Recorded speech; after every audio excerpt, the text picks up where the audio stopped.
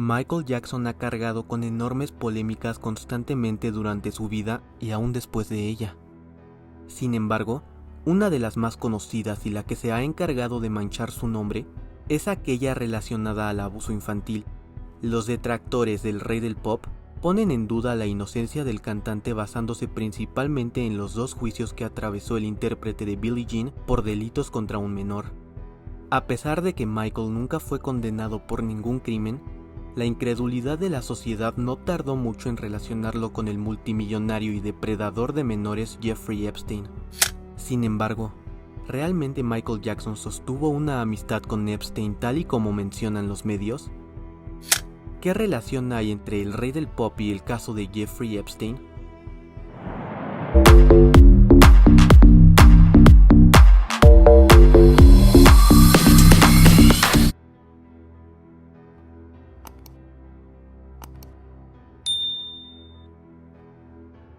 Jeffrey Edward Epstein fue un magnate financiero nacido el 20 de enero de 1953 en Brooklyn, Nueva York. Siendo el mayor de 2 hijos y de padres judíos, Epstein comenzó a trabajar en septiembre de 1974 como profesor de física y matemáticas para adolescentes en la Dalton School de Manhattan. Se comenta que durante sus años como docente, Epstein mostró un comportamiento inapropiado hacia estudiantes menores de edad en ese momento. Posteriormente conoció a Alan Greenberg, el director ejecutivo de Bear Stearns, cuyo hijo e hija iban a la escuela. Bear Stearns era un banco de inversión global y de valores radicado en Nueva York. Para junio de 1976, Epstein fue despedido de Dalton por desempeño deficiente, por lo que Greenberg le ofreció un trabajo en Bear Stearns. Fue así que Epstein se unió en 1976 como asistente junior de bajo nivel de un comerciante de piso. Sin embargo, rápidamente ascendió para convertirse en un comerciante de opciones, trabajando en la división de productos especiales y luego asesoró a los clientes más ricos del banco sobre estrategias de mitigación de impuestos. Jimmy Kane, el director ejecutivo posterior del banco, elogió la habilidad de Epstein con los clientes adinerados y productos complejos. En 1980, Epstein se convirtió en socio comanditario. Pese a ello, en 1981, Epstein dejó Bear Stearns y para el mes de agosto fundó su propia empresa de consultoría, Intercontinental Assets Group Inc., que ayudó a los clientes a recuperar dinero robado de corredores y abogados fraudulentos. Epstein describió su trabajo en ese momento como un cazarrecompensas de alto nivel. Les dijo a sus amigos que a veces trabajaba como consultor para gobiernos y personas muy adineradas para recuperar fondos malversados, mientras que otras veces trabajaba para clientes que habían malversado fondos.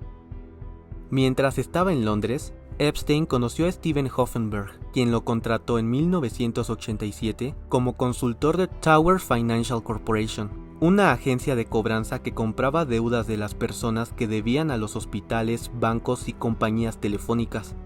Sin embargo, para 1989, Epstein abandonó su trabajo como consultor antes de que la empresa colapsara debido a un fraude masivo cometido por inversores. En documentos judiciales, Hoffenberg afirmó que Epstein estaba íntimamente involucrado en el plan. Por otra parte, desde hacía 1988, Epstein había fundado su propia empresa de gestión financiera, J. Epstein & Company. Epstein había comentado que la compañía se formó para administrar los activos de clientes con más de $1,000 millones en su patrimonio neto, aunque otros han expresado su escepticismo de que él fuera tan restrictivo con los clientes que tomó. El único cliente multimillonario de Epstein conocido públicamente fue Leslie Wexner, presidente y director ejecutivo de L Brands y Victoria's Secret. En poco tiempo, Epstein se convirtió en el asesor financiero de Wexner y fue su mano derecha. En el transcurso de un año, Epstein ya había resuelto las enredadas finanzas de Wexner. Jeffrey Epstein también asistía a menudo a los desfiles de moda de Victoria's Secret y recibía a las modelos en su casa ubicada en la ciudad de Nueva York, además de ayudar a las aspirantes a modelos a conseguir trabajos en la empresa. Jeffrey Epstein ganó millones en honorarios administrando las finanzas de Wexner. Siendo ya un influyente multimillonario en 1996, Epstein cambió el nombre de su empresa a Financial Trust Company y, para obtener ventajas fiscales, la instaló en la isla de St. Thomas, en las Islas Vírgenes de los Estados Unidos. Al trasladarse a las Islas Vírgenes, Epstein pudo reducir los impuestos federales sobre la renta en un 90%. Las Islas Vírgenes de los Estados Unidos actuaron como un paraíso fiscal extraterritorial y, al mismo tiempo, ofrecieron las ventajas de formar parte del sistema bancario estadounidense. Sin embargo, detrás de esa facha de exitoso hombre de negocios, Jeffrey Epstein escondía una monstruosa red de tráfico de menores que estaba al servicio de todo tipo de figuras poderosas, desde el ámbito artístico hasta el ámbito político. Su isla, de pronto, se había convertido en una horrenda fantasía para todo tipo de depravaciones. A bordo de su jet privado y con ayuda de su cómplice y pareja, la empresaria Ghislaine Maxwell, Epstein construyó para muchas figuras de alto nivel y para sí mismo una pesadilla que tenía como objetivo la satisfacción a través del tráfico y abuso a menores.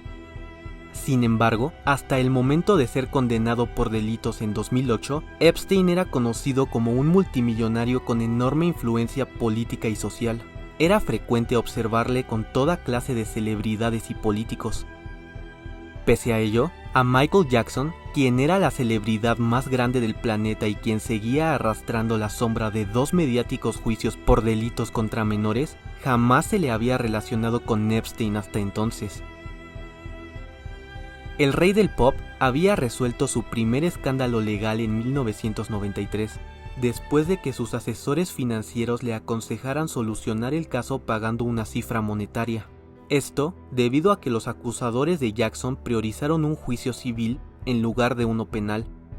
En un juicio penal, de ser hallado culpable, el acusado enfrentaría una sentencia de cárcel.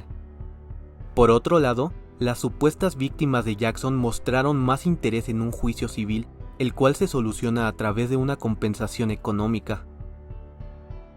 En medio de una gira mundial y de un contrato con Pepsi-Cola, Michael estaba perdiendo millones con cada día que pasaba. Por ello, su equipo legal accedió a pagar a sus acusadores lo más pronto posible, quienes después no mostraron interés en llevar el caso a un juicio penal. 12 años más adelante, en 2005, Michael Jackson le hizo frente a un segundo escándalo legal por abusos contra un menor.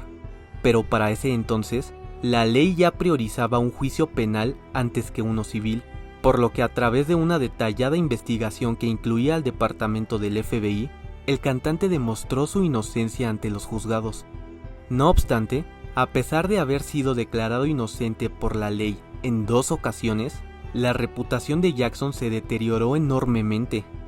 Todo mientras Jeffrey Epstein y compañía celebraban actos lascivos con menores de edad en su isla privada en completa privacidad. Mientras Michael Jackson era pintado como un monstruo ante una sociedad que difícilmente le daba el beneficio de la duda, a pesar de la existencia de documentos que respaldaban su inocencia, Jeffrey Epstein y los verdaderos depredadores de la política y de Hollywood se encontraban libres y gozando de un anonimato mediático. Desafortunadamente, en el año 2009, Michael partió de este mundo sin que lo anterior hubiese cambiado. Los verdaderos criminales aún se encontraban sin preocupación alguna.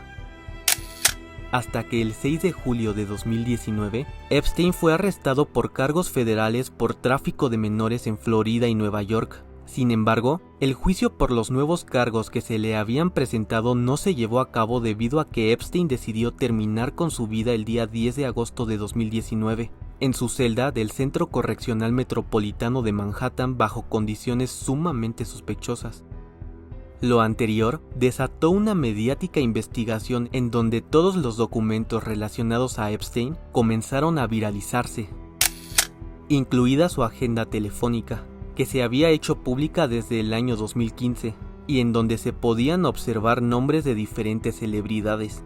A pesar de que estar en esa agenda no es sinónimo de complicidad de los delitos cometidos por Epstein, sí se convirtió en un motivo de señalamiento negativo por parte de la prensa y el público en general durante el año 2020.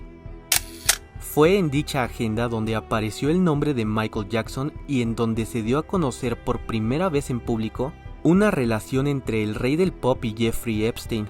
Pero, ¿por qué el nombre de Jackson se encontraba en la agenda telefónica de Epstein? A pesar de que el nombre de Michael Jackson en la agenda se refería directamente al rey del pop, lo cierto es que solo figuraba como referencia y no como un contacto, ya que el número en el documento no es el de Jackson, sino el de Samuel Jen, quien era el abogado de James Miskin, quien fungió como consejero financiero de Michael Jackson durante unos meses a principios de los años 2000. Hasta el año 2020, lo anterior había sido lo único que relacionaba a Jackson con Epstein. Sin embargo, el día 3 de enero de 2024, la jueza federal de Nueva York, Loretta Priska, hizo pública una lista que recoge la vinculación de diferentes personajes públicos con las acciones que cometió el criminal Jeffrey Epstein en sus fiestas privadas. Es en dichos documentos donde el nombre de Michael Jackson volvió a relucir, pero en esta ocasión de una manera positiva. Gracias a que las pruebas se han hecho públicas, una de las víctimas que acusó a Epstein, Joanna Schuberg, testificó que conoció a Jackson en la casa de Epstein en Palm Beach, Florida, no en su isla privada. En el documento, la mujer sentenció que Michael no permitió que le dieran un masaje, término que hace referencia a relaciones más íntimas. ¿Conociste alguna vez a alguien famoso cuando estabas con Jeffrey? Conocí a Michael Jackson. ¿En serio? ¿Y dónde fue eso? En su casa de Palm Beach, en la casa de Jeffrey en Palm Beach. ¿Le diste un masaje? No lo hice. Te preguntaron acerca de la gente famosa. ¿Dijiste que conociste a Michael Jackson? Sí.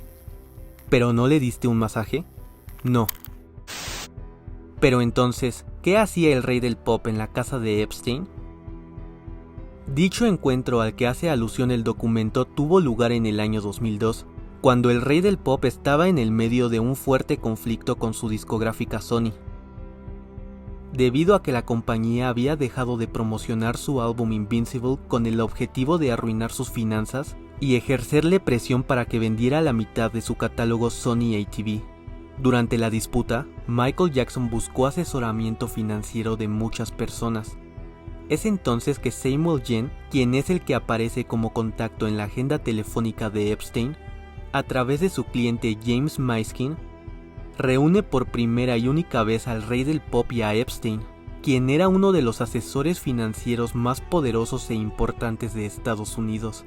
Todo con el objetivo de intentar arreglar las finanzas de Jackson. Recordemos que Miskin se desempeñaba como el asesor financiero de Michael. Al final de su encuentro, Michael Jackson y Jeffrey Epstein no llegaron a nada y no volvieron a relacionarse jamás. Ahora, solo queda cuestionarse, si aún piensas que Michael Jackson fue un abusador de menores que pagó para silenciar a sus víctimas durante 1993, ¿por qué todo el caso se hizo público si supuestamente pagó por silencio? Si presumiblemente Jackson fue un depredador masivo de menores, ¿por qué solo 2 víctimas lo llevaron a juicio y por qué los demandantes priorizaron compensaciones económicas? Si Michael Jackson realmente era un criminal y un peligro para los niños, ¿por qué no abusó de las víctimas de Epstein cuando tuvo oportunidad, como sí lo hicieron muchos otros famosos? Sin duda alguna, la publicación de los documentos relacionados a Epstein es algo que está haciendo sudar a las altas esferas de poder que allí aparecen.